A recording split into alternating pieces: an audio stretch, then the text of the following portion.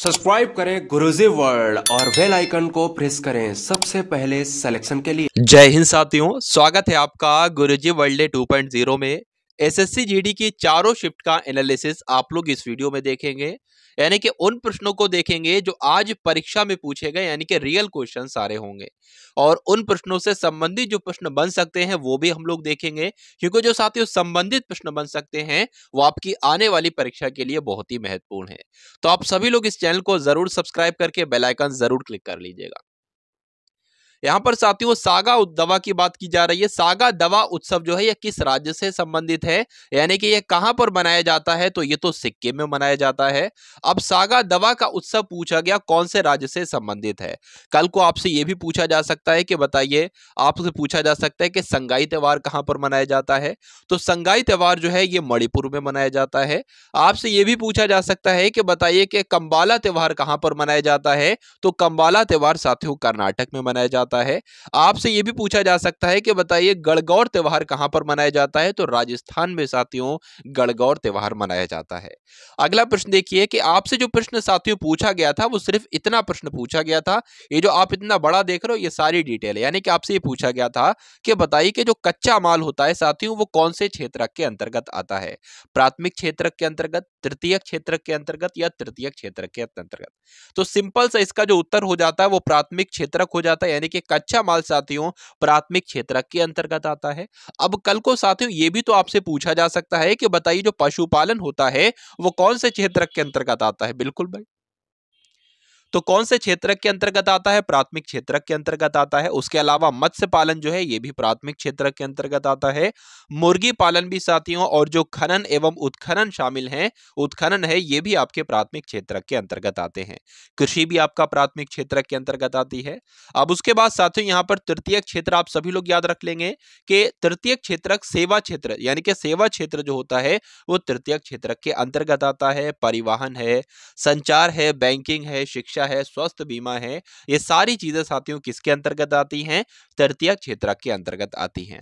और उसके अलावा अगर बात करें उद्योग है या विनिर्माण है, ये आपका द्वितीय क्षेत्र के अंतर्गत आता है।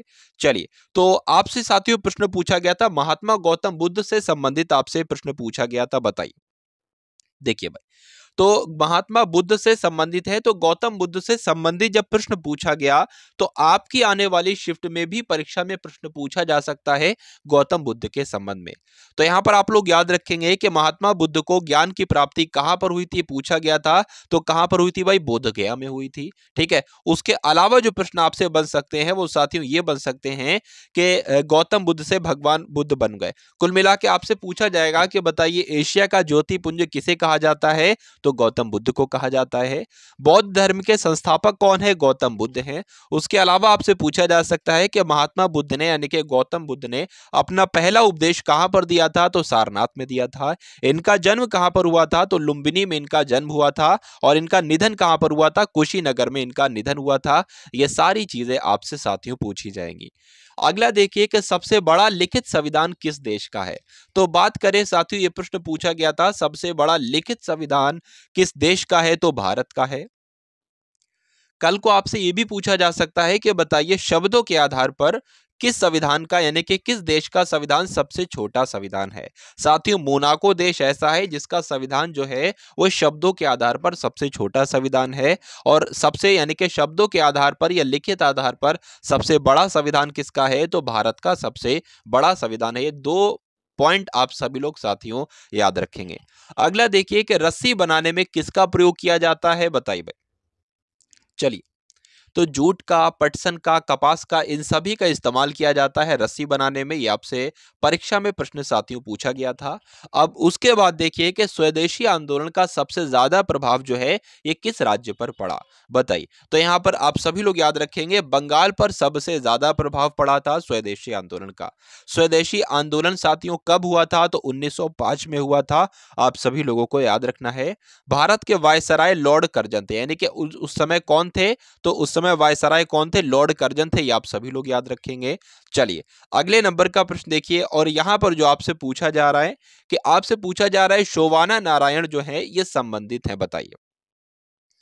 तो यहाँ पर आपको ध्यान रखना है साथियों, ये कथक की नर्तकी है, यानी कि ऑप्शन नंबर क्या, ऑप्शन तो इसमें है नहीं। तो कुल मिला के शोभाना नारायण जो है किससे संबंधित हैं, कथक से संबंधित हैं, ये आप सभी लोग याद रखेंगे।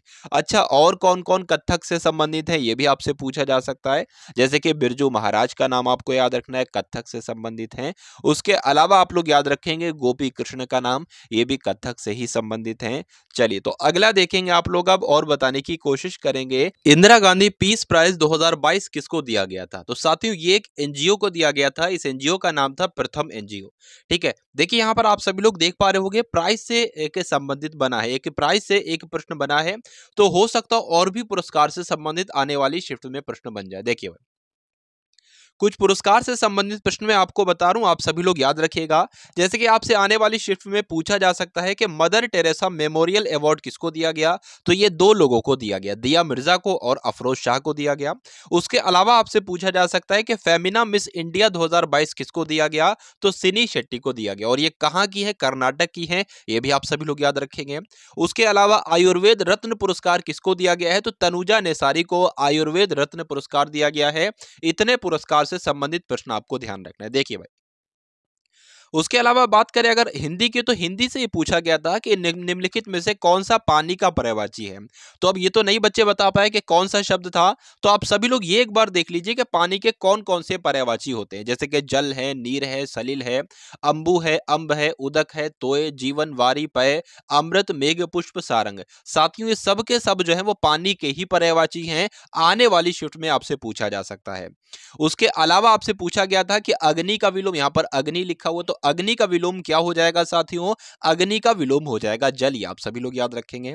उसके बाद देखिए यहां पर एक पर्यायवाची और पूछा गया था कि पवन, यानी कि पवन का पर्यायवाची आपसे पूछा गया था, तो आप सभी लोग यहां पर याद रखेंगे कि ये सारे जो है पवन के पर्यायवाची होते हैं। वायु है, हवा है, समीर है, वात है, वायु वायु भी कह सकते हैं और वात भी कह सकते हैं।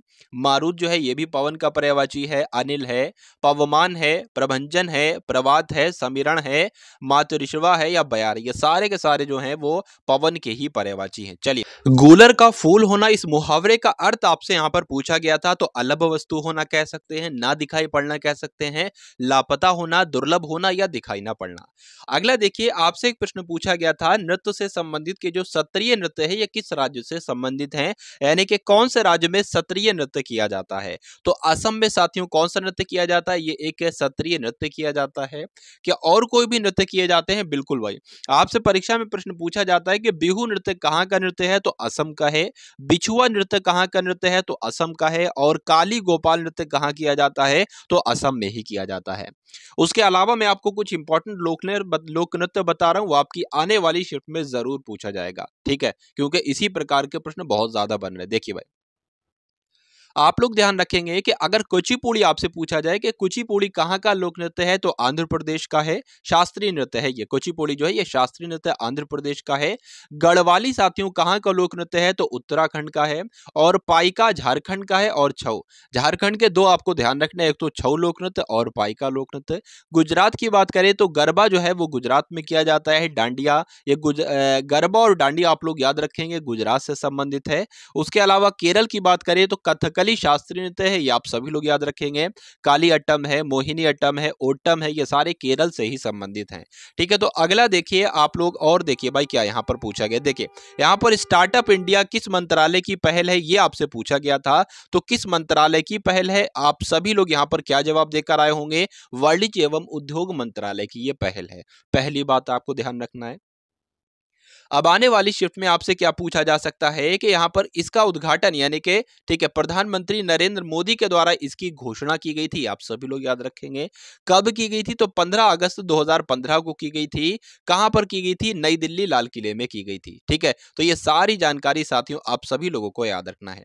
अगला देखिए कि अगस्त 2022 में वैज्ञानिक व औद्योगिक अनुसंधान परिषद यानी कि CSIR की पहली महिला महानिदेशक कौन बनी, बताइए भाई। तो यहां पर आप सभी लोग इनका नाम याद रखेंगे कि नल्ला थम्बी कलाई सल्वी, ये क्या बनी साथियों, वैज्ञानिक व औद्योगिक अनुसंधान परिषद की पहली महिला महानिदेशक। इस प्रकार के प्रश्न में पूछे जा रहे हैं कि यहाँ की पहली महिला कौन बनी है। जैसे कि मैं आपको कई सारे प्रश्न बता रहा हूं जो महिलाओं के ऊपर ही है।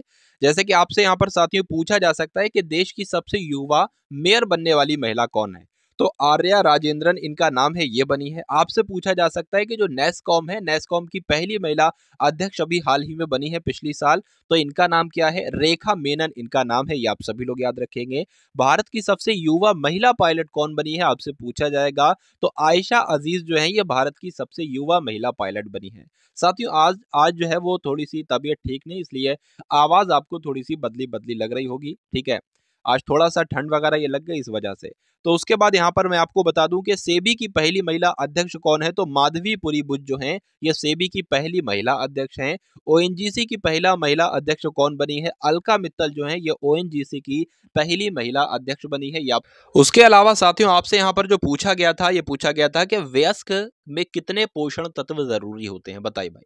तो देखिए 6 पोषक तत्व जरूरी होते हैं बॉडी में। विटामिन है, खनिज है, प्रोटीन है, वसा है, पानी है और कार्बोहाइड्रेट है, ठीक है। तो ये बात आप सभी लोग याद रखेंगे। इसमें से ऑप्शन में जो है वो एक चीज दे रखी थी, ठीक है। तो मान लीजिए ऑप्शन में अगर विटामिन दे रखा हो, पूछा जा रहा हो कि वयस्क में कितने निम्नलिखित में से कौन सा पोषण तत्व होना जरूरी है, तो हो सकता हो विटामिन हो तो विटामिन लगा देना। वैसे जितने भी होते हैं वो सारे मैंने आपको बता दिए साथियों। अब अगला देखिए कि पूछा गया था आपसे कि गोल गुंबद कहां पर स्थित है। तो गोल गुंबद की बात करें कहां पर स्थित है, ये तो कर्नाटक में स्थित है, ये आप सभी लोग साथियों याद रखेंगे। आपसे ये पूछा जा सकता है कि बताइए भाई जंतर मंतर कहां पर स्थित है, तो ये तो राजस्थान की राजधानी जयपुर में स्थित है। आपसे पूछा जाएगा कि भरत का किला कहां पर स्थित है, तो राजस्थान में स्थित है। आपसे पूछा जाएगा कि हवा महल कहां पर स्थित है, तो राजस्थान के जयपुर में ही स्थित है। लाल किला कहां पर? दिल्ली में। हुमायूं का मकबरा पूछा जाएगा तो दिल्ली में। ये सारी चीजें साथियों आप सभी लोगों को याद रखना है। चलिए उसके अलावा अगर आपसे पूछा जाए कि अकबर का मकबरा कहाँ है, तो ये उत्तर प्रदेश में साथियों अकबर का मकबरा है, ये आप सभी लोग याद रखेंगे। गोलकुंडा का किला अगर आपसे पूछा जाए तो ये हैदराबाद में स्थित है। और कोचीन का किला कहाँ पर है, तो केरल में है। ये साथियों सारी जानकारी आप सभी लोग याद रखेंगे। अब उसके बाद देखिए आपसे प्रश्न पूछा गया था कि राजा राम मोहन राय ने कलकत्ता में ब्रह्मा समाज की स्थापना जो की है वो कब की है, तो यहां पर आप सभी लोगों ने क्या बताया होगा? 1828 में की थी।